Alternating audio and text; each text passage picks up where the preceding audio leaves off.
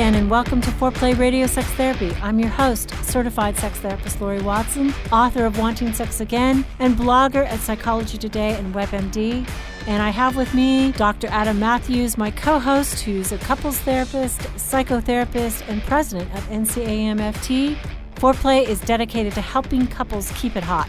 Each episode, we cover an aspect of sex that impacts your sex life and something that you can relate to. So if you find our discussions helpful, please give us a review on iTunes or Stitcher. We would love it if you would tell a friend about us. You can find us also on the web at foreplayrst.com. And if you have a comment or a topic that you'd like us to talk about, we'd love to hear from you. Please send them to us at info@foreplayrst.com.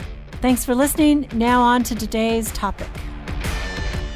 Hello, Adam. Hey, Laurie. How we doing? We are doing so great. Yeah. Yeah, I'm so excited. We have just had a huge burst of downloads. Oh, that's right. We have. That's super exciting, right? How many have we had? Oh, I think in the last 12 hours, we've had like 22,000 downloads. Oh, that's great. I know, it's fantastic. We don't know why, but thank you to the podcast gods out there who have kissed us and said, you know, listen to us. Apparently, all our ritual sacrifices have apparently been worth it.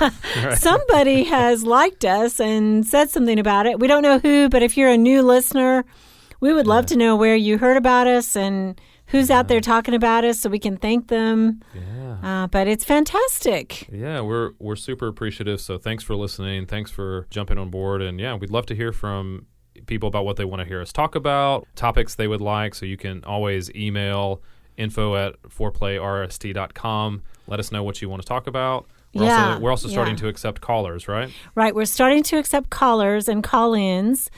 And so if you are interested in being on the show and have a problem that you'd like us to kind of analyze and talk about, please let us know first by email. And pretty soon we'll probably set up something like a phone line so that you can ask your question, then we'll just answer it. But at this point, send it in. And we have some exciting things coming up. We're going to do a live webinar soon. And on the 10 different things that men and women do wrong in the bedroom. And that's probably going to be in September. So we'll let you know more about the details.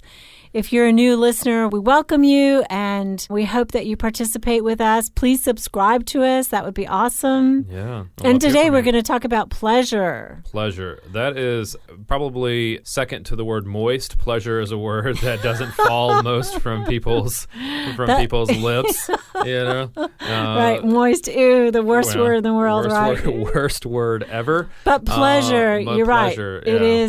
It is not a common word anymore. Yeah. In fact, I was looking at something as we were researching this. So like in the 1800s, like it was used way more than it's used today. People like apparently it's an old word. It's an older word, right? Yeah. And the use of it has declined, but it's an important one, right? It is. And it's an important concept.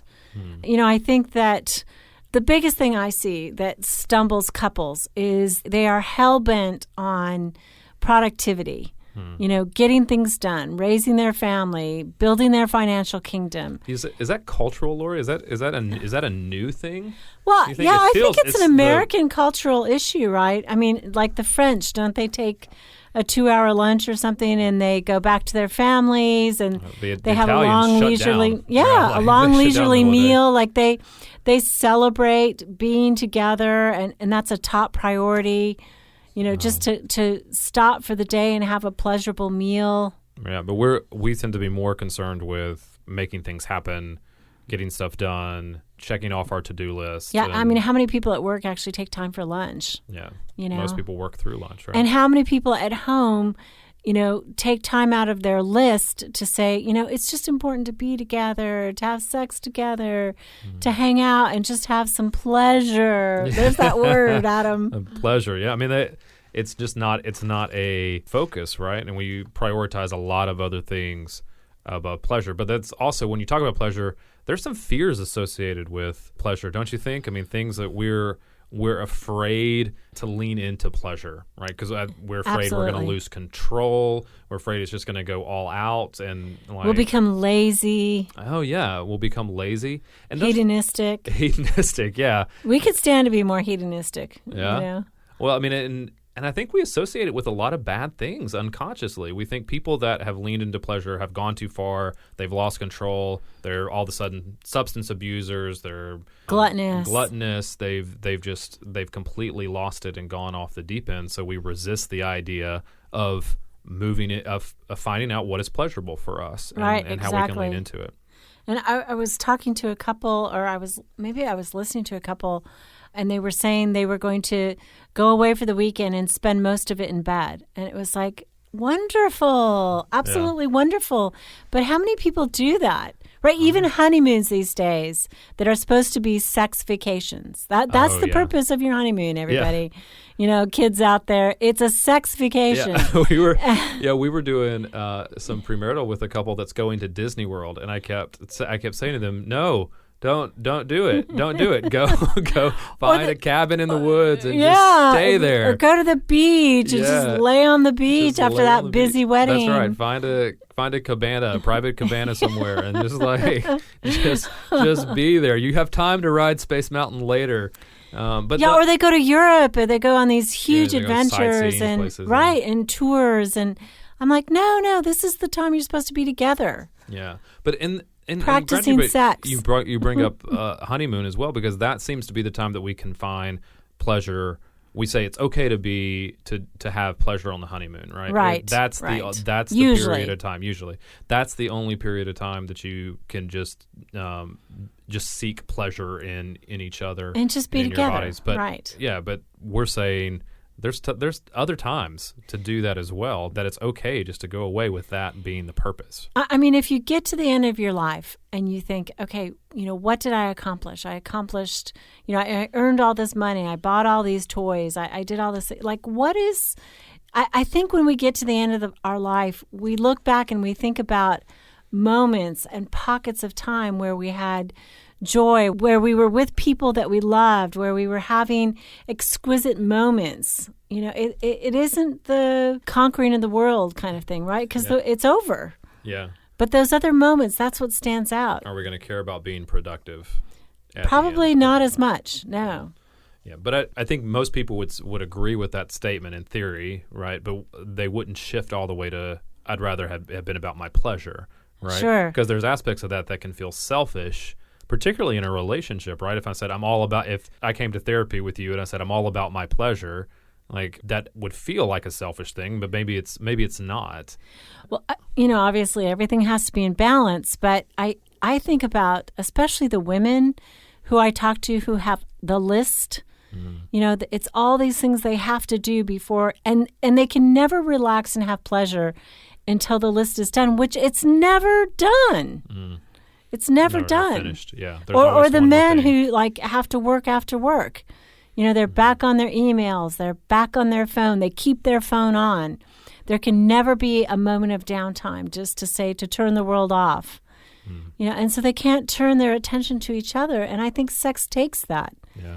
I think men can move toward pleasure, but I think oftentimes they're told that they shouldn't. Mm-hmm. That's not okay.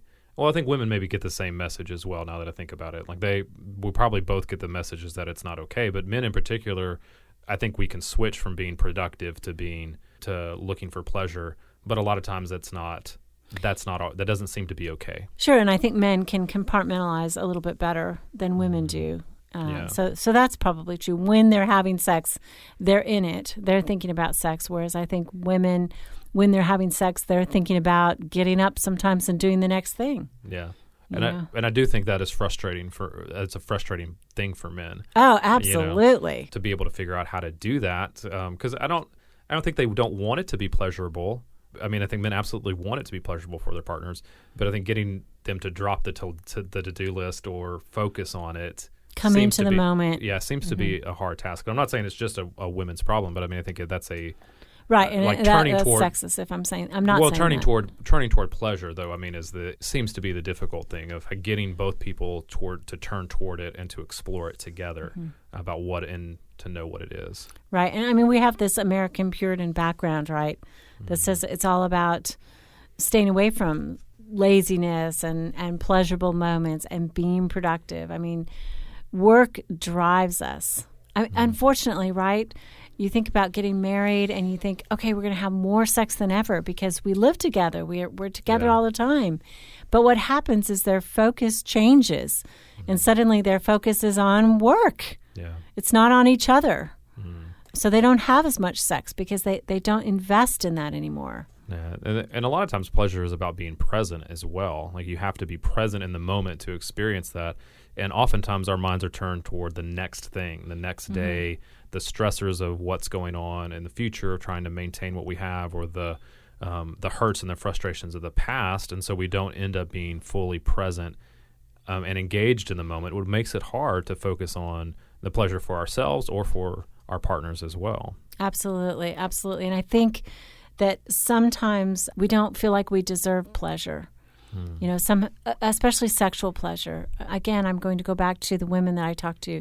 They're not thin enough. They're not pretty enough. They're not sexy enough. Their breasts are this, that, and the other thing. They're too big, too small, too floppy, too, whatever, or they have cellulite.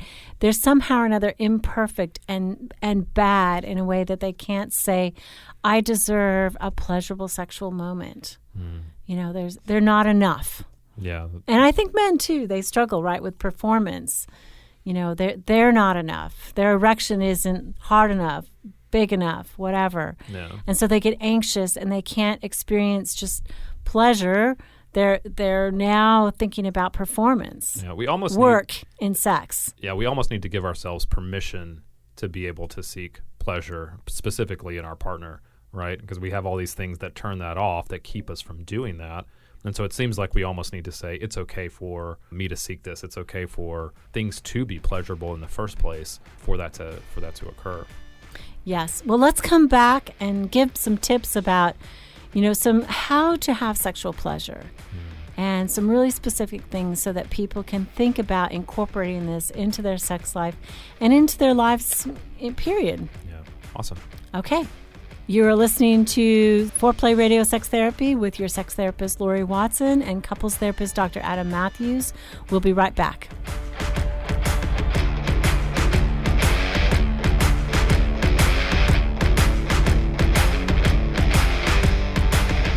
Wanting sex again. How to rediscover desire and heal a sexless marriage by certified sex therapist, Laurie Watson. Each chapter is designed to fix one of the problems that cause low libido, from early marriage through the childbearing years, even all the way through menopause. I've also had men read it and tell me that for them it was the most hopeful thing they read about resolving sexual problems. Look for Wanting Sex Again on Amazon.com. You can also talk to Laurie Watson for therapy in person or via Skype. I offer couples counseling and sex therapy, and I think about both aspects of the relationship, emotional intimacy and sexual technique, and that combination together helps marriages be happy. Weekend couples intensives are also offered. Improve your sex and improve your relationship with Awakening Center for Couples and Intimacy. Find out more at awakenloveandsex.com. Awaken what's possible.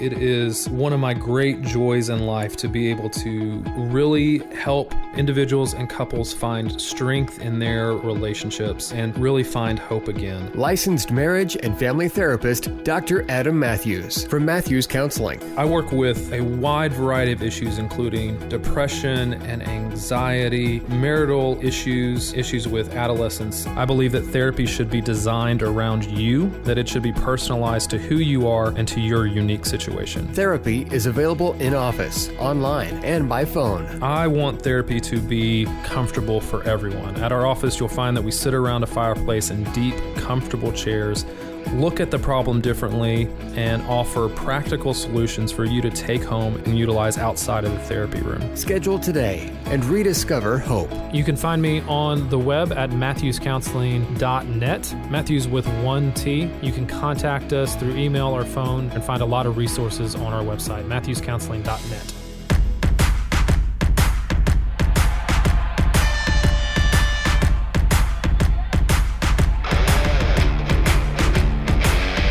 So we're back and we are talking about pleasure, right? The word that just rolls off the tongue, pleasure. But it's important for us to figure that out because sex is supposed to be pleasurable.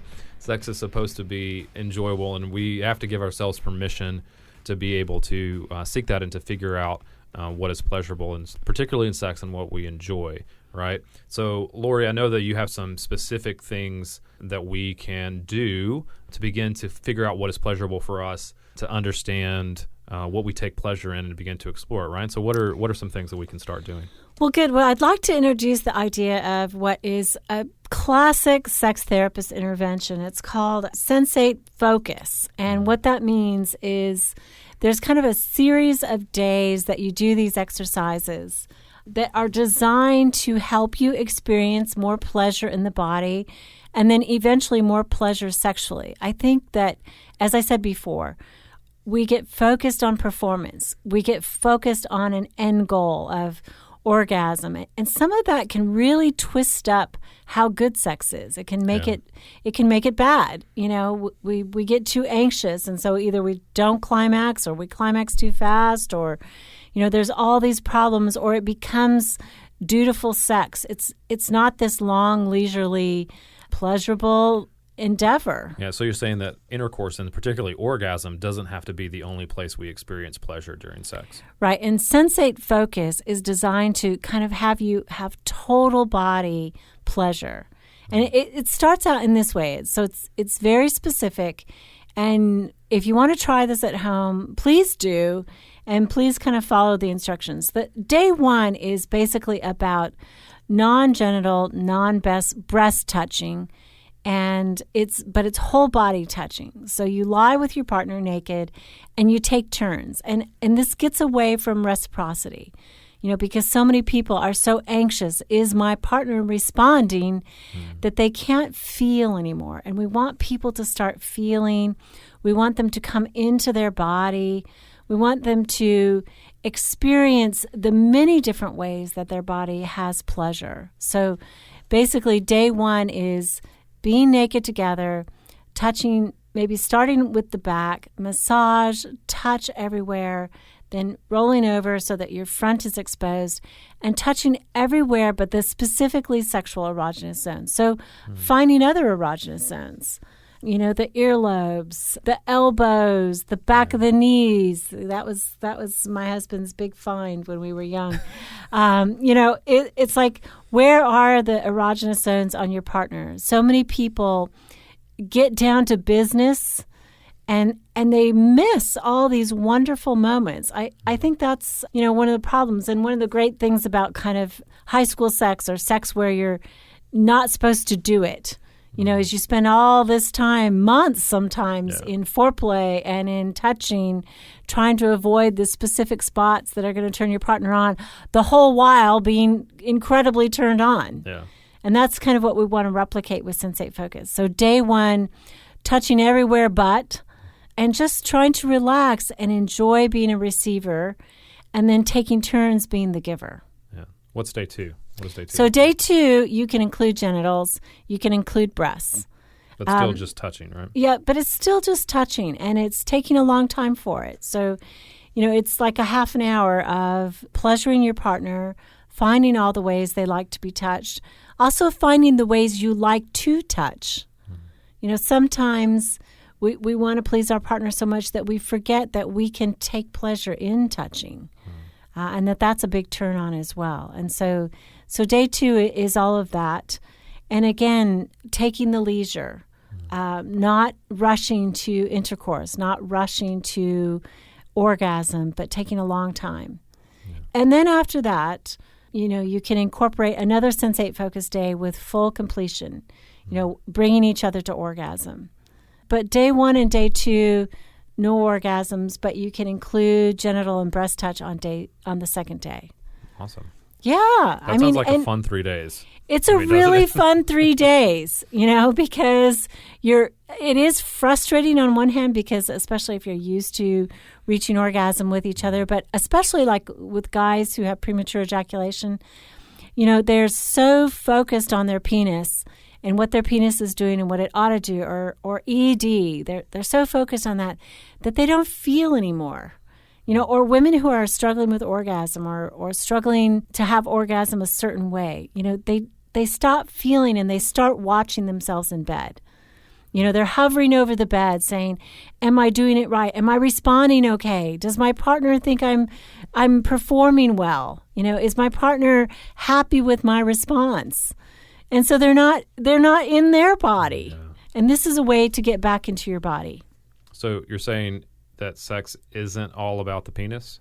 Is that what you're saying, Laurie? That's so confusing. That is what I'm saying. Sex isn't all about the penis. Yeah, I know. I know. Okay. That's a little disappointing. I'm not going to lie. But I'll accept it. The other thing that we talked about that you mentioned earlier that I think would be good to talk about is the different erogenous zones.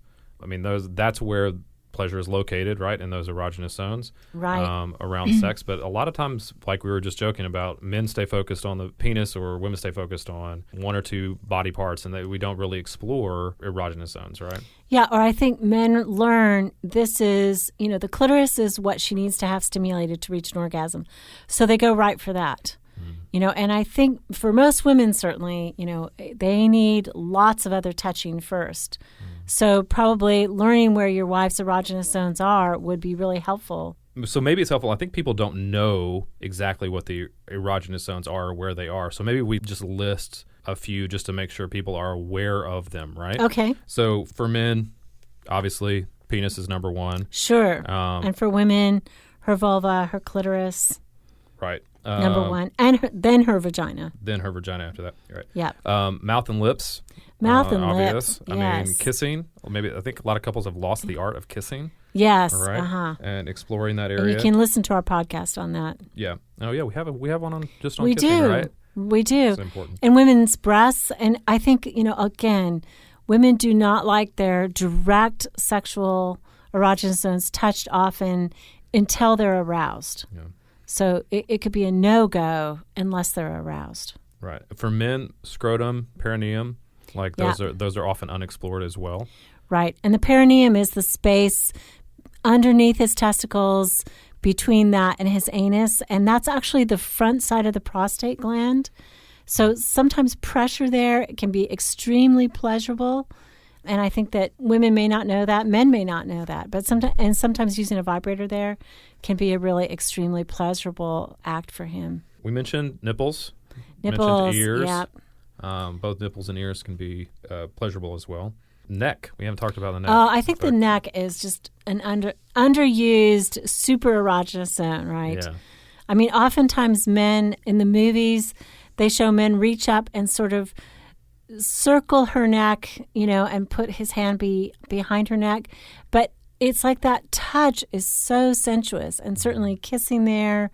Often women say, I would just love it if he'd come up and kiss me on the back of my neck or on the side of my neck. The neck is a big deal for women. Neck is a big deal. Neck is a big I deal. think it's a good place and for men too. For men as right. well, particularly the back of the neck as well. Yeah. Is full of those terpenes as well. Yeah. And they say actually sucking on men's what is it? Adam's apple? Adam's apple. There we go. You're trying to say? Yeah. Yeah. I didn't know where you're going. I was like, Adam, wait. I can't do it. I just call mine my me apple. That's great.